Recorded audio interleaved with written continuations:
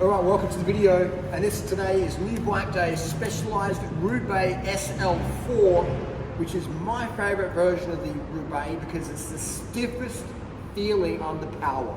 It's basically like a tarmac SL4 with that tall head tube, that big stack height. If you're an ultra endurance rider or if you're having any cervical issues, etc., then this tall stack height, it helps alleviate that pressure there. So you've got your seat set back a bit, got the bars up, all day comfort. You want to ride 150, 200 watts all day, boom, the Roubaix is the bike for you.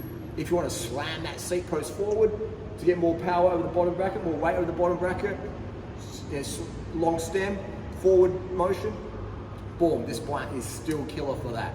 It's a race bike, which is basically a comfort endurance bike. Race meaning stiffness and lightweight. This has got an Ultegra set up in there. And I just want to say thanks as well to Caroline and Chris, whom I bought the bike off yesterday at Seaford here in South Australia. They negotiated really well, they're very fair, and Chris was the original owner. The bike hasn't done a lot of miles, it's kept in very good condition. So I grabbed it for $550 Australian. So thanks again to Chris and Caroline for the negotiation.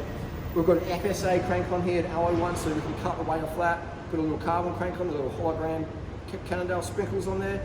We put a SRAM red grip on here. We can make this bike quite light because these are SL4 frame sets, the iteration being the S-Works or just the standard Comp Expert Pro, very, very light for the big bike. All right, this rubber stuff here does a little tiny weeny bit maybe of absorption, but overall they're a fantastic bike. 27 two-post, they're great to work on. Internal cables, so alright, but Di2 compatible, so fantastic bike.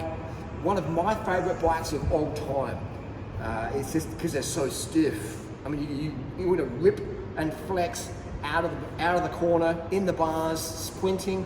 This bike does it. It's basically a tarmac with a tall head tube and a longer wheelbase. So descends on rails, fantastic bike, great tire clearance, SL4 Roubaix, one of my top bikes of all time to get people into road cycling, or even if you're an advanced user like myself, still a high performance bike. This bike will build up lighter, stiffer, faster, and more aero than my current S-Works SL8 tarmac, which is about 20,000 bucks.